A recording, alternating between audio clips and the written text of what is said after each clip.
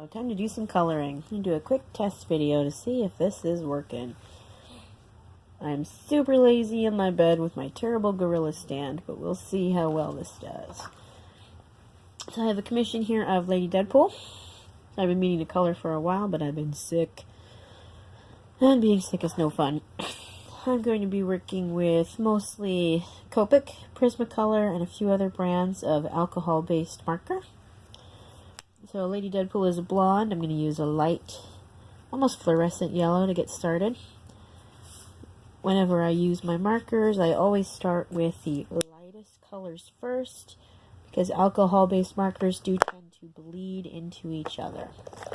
So let's see, I've got some new markers to try from Artist Loft, which I think I got at Michael's. They are a lot cheaper than the Copic, although they are not refillable, which is one of the coolest things about Copic markers. So for blonde hair, I don't worry too much about highlights. When I want to do highlights, I just leave a little bit of blank space.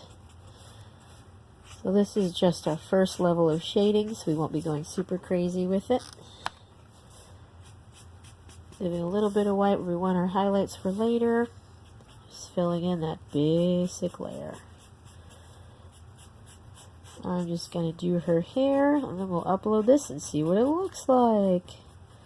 Gotta start somewhere. I've been coloring for quite a while with markers now. I used to use colored pencil, but I am very heavy-handed, so I would always just grind those colored pencils into the page to get a real rich pigmented color, and it ended up causing me a lot of hand pain.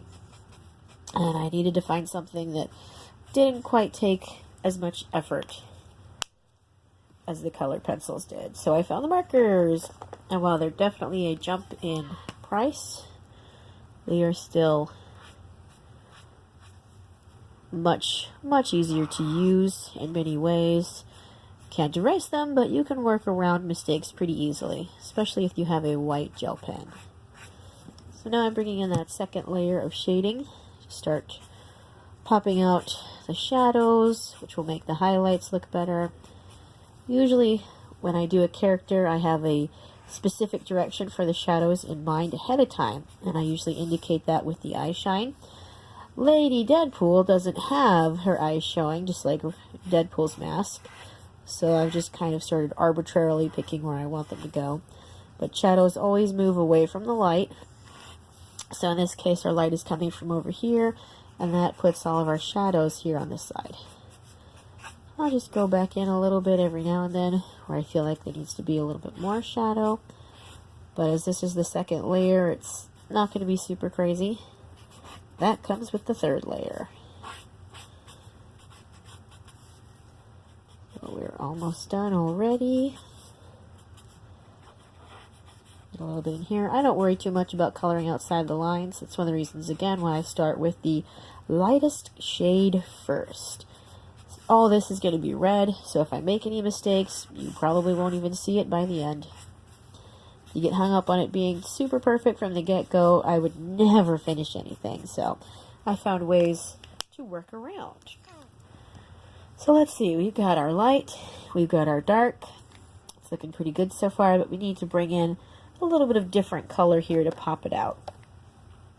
So let me see. I've actually got my camera set up in my marker container, which is not the easiest. I'm going to be using sand from Copic, which is a nice dark brown. Not too dark though to start bringing in that darkest of tones. It doesn't need to be super crazy. The darker you make it, the more in shadow it is. So for something like light blonde hair, we want to keep it pretty minimal.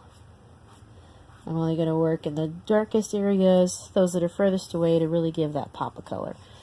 This marker is dying, so I'm not going to get much out of it anyway. Definitely time to buy some refills.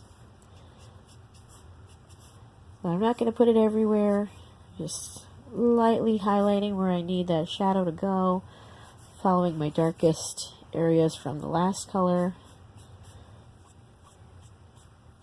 Nice light little swipes will give us a nice hair texture without going super crazy. The markers are nice because they tend to cover a large area pretty quickly. Oh, the tip of my marker is coming off. That's not going to work.